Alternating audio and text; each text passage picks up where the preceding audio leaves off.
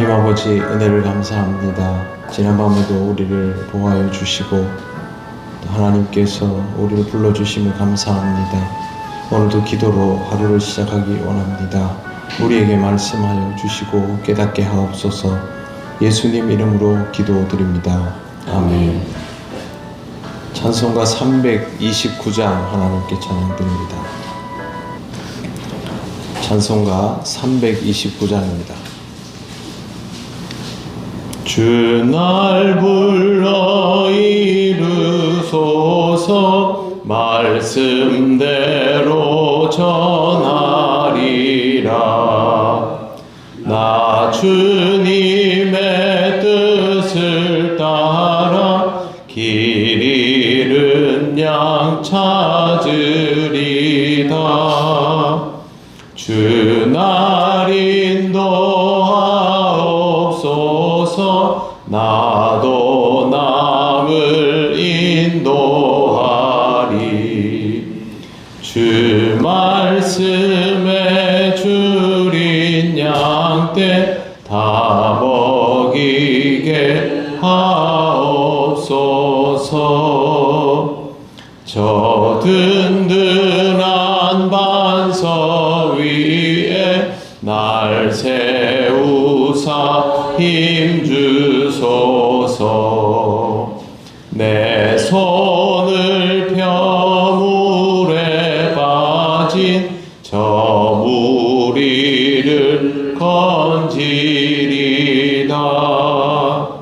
내 주 얼굴 뵙기까지 주님 나를 도우소서.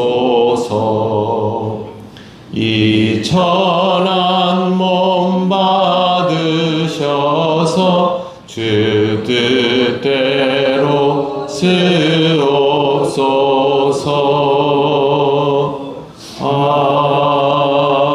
아멘. 하나님 말씀 이사야 30장 6절에서 9절까지입니다.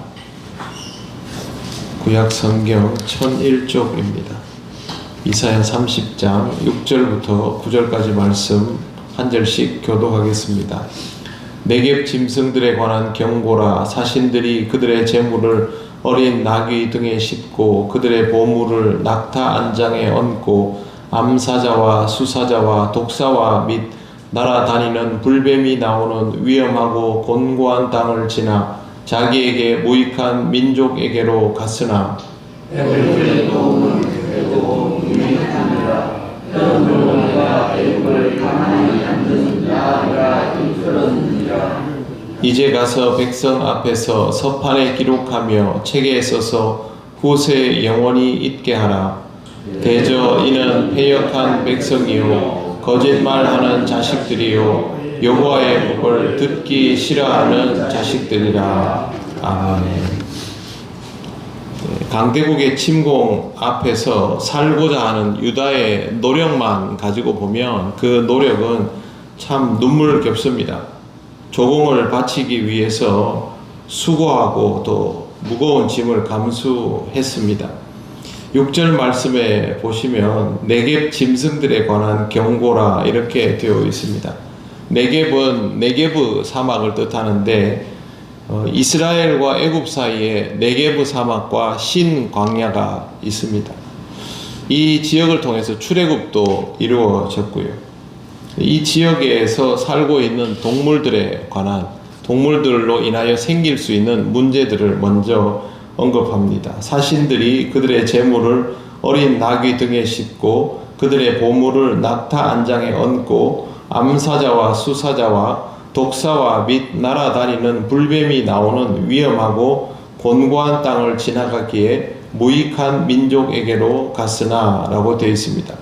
사신들은 재물과 보물을 낙타와 나귀에 잔뜩 실어서 사막을 지나서 애굽으로 가는데 이 사막이라는 곳에 나오는 짐승들이 암사자, 수사자, 독사 그리고 날아다니는 불뱀이라고 되어 있는데 이건 실제로 이런 동물이 있다라기보다는 이 사막 지역의 도사리는 극심한 위험과 공포들을 다 합쳐놓은 표현들입니다. 정말 힘들고 어려운 길을 그냥 가지도 않고 바칠 조공 물건을 잔뜩 실어가지고 갈 만큼 이 유다가 절박했다라는 것이죠. 그렇게 해서 애굽에게 잘 보이고 군대를 데려오려고 했는데 성경 말씀에 보면 6절 마지막에 보면 무익한 민족에게로 갔으나 라고 되어 있죠.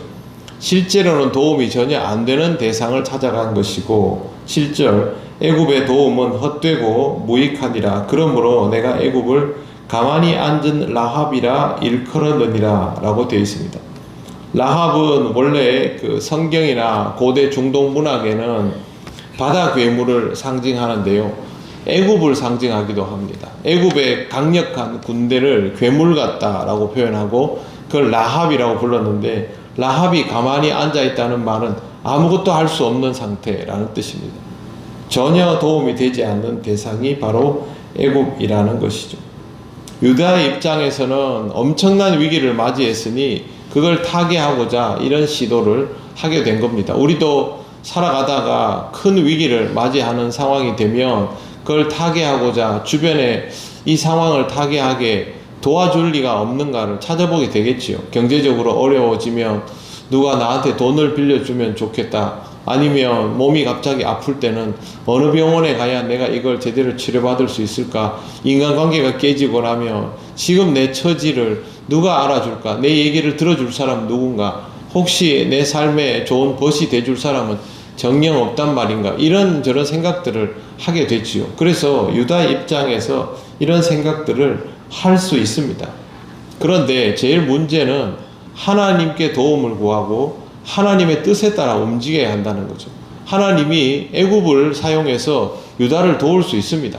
하나님이 바벨론과 앗수르를 사용해서 유다를 칠 수 있었다는 말은 반대로 하나님이 얼마든지 애굽도 도구로 사용해서 앗수르를 막을 수도 있다는 것이죠. 중요한 건 하나님께 묻고 하나님이 그리 하라면 해야 되는데 유다는 애시당초 하나님으로부터 도움받을 생각조차 안 했습니다. 하나님께 물으면 하나님이 늘 무슨 대답을 하는지를 잘 알고 있는 민족이기 때문에 아예 선지자까지 배제시켜 가면서 자기들 마음대로 전략을 짜고 이렇게 조공을 들고 나서게 되었던 것이죠. 하나님은 이 부분에 대해서 잘못을 확실하게 지적하시고 후세의 교훈으로 남기려 하십니다. 8절 보시면 이제 가서 백성 앞에서 서판에 기록하며 책에 써서 후세에 영원히 있게 하라. 기록으로 남기라는 것이죠. 그런데 여기 보면 백성 앞에서라고 되어 있습니다. 공개적으로 하라는 겁니다. 그냥 잘못한 거 가지고 우리끼리 이렇게 써서 후대에 이런 일이 있었다 정도만 이렇게 기억하도록 하자. 그게 아니라 공개적으로 모든 백성들 앞에서 지도자들이 자기들이 뭘 잘못했는지를 다 써서 인정을 하고 그걸 후대로 남기라는 뜻입니다. 부끄러운 역사를 감추지 말라는 것이죠. 이렇게 하시는 이유가 있습니다. 9절 보시면 대저 이는 패역한 백성이요 거짓말하는 자식들이요 여호와의 법을 듣기 싫어하는 자식들이라 이렇게 되어 있습니다. 제일 먼저 봐야 될 단어는 패역함입니다. 패역함은 소극적인 불순종을 뜻하는 것이 아닙니다. 소극적인 불순종은 이런 겁니다. 그냥 하기 싫습니다. 제가 안 하면 안 될까요? 그냥 다른 사람 좀 시키지요. 저한테 왜 이런 거 자꾸 맡깁니까? 이게 소극적인 불순종의 수준입니다. 그런데 패역함은 그게 아니고 하나님에 대한 도전입니다. 하나님의 권위에 도전하는 것입니다. 고라 일당이 하나님이 세워놓은 모세를 제압하고 모세를 죽이려 했지요. 이거는 모세를 저지하는 수준의 일이 아니라 하나님께서 특별한 상황에서 특별한 종을 세워놨지 않습니까? 하나님의 말씀을 사실상 그대로 전달해주는 종을 제압했던 일은 하나님에 대한 정면 도전이었습니다. 하나님은 이걸 그냥 두지 않으셨죠. 바벨탑도 패역함의 증거이고 제일 대표적인 게 선악과를 따먹는 겁니다. 선악과를 따먹는 거는 하나님 저 이거 하기 싫어요 수준이 아니죠. 하나님이 하지 말라는 것을 정면으로 도발해서 그 선악을 알게 하는 나무의 열매를 먹은 것 아닙니까? 이런 것들이 바로 패역함입니다. 하나님은 패역함은 결코 그냥 두시지 않습니다. 반드시 응징하고 후대가 기억하도록 그렇게 하는 것이죠.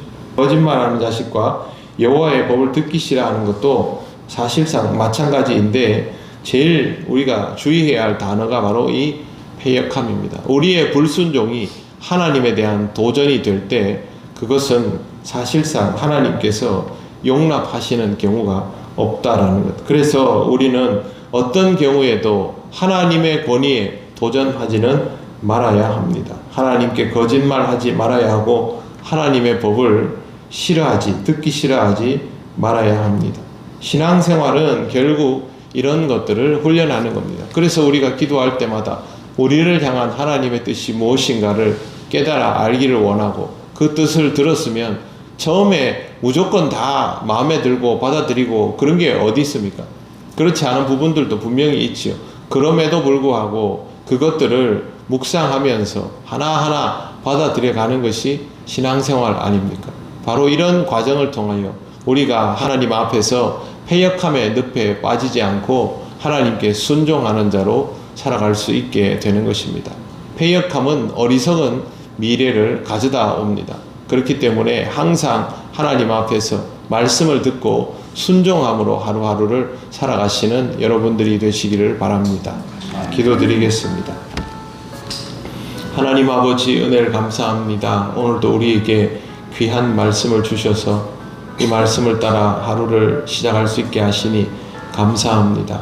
하나님 앞에서 어리석지 않기를 원합니다.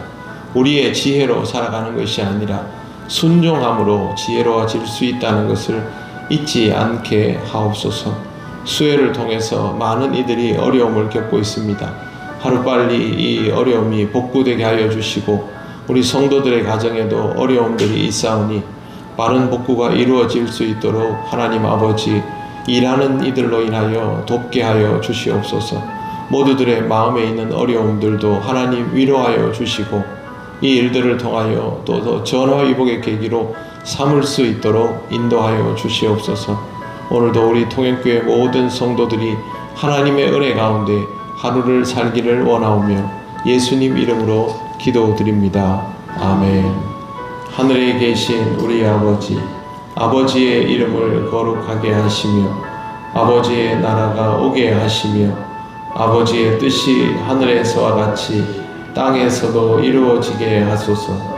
오늘 우리에게 일용할 양식을 주시고 우리가 우리에게 잘못한 사람을 용서하여 준 것 같이 우리 죄를 용서하여 주시고 우리를 시험에 빠지지 않게 하시고 악에서 구하소서. 나라와 권능과 영광이 영원히 아버지의 것입니다. 아멘.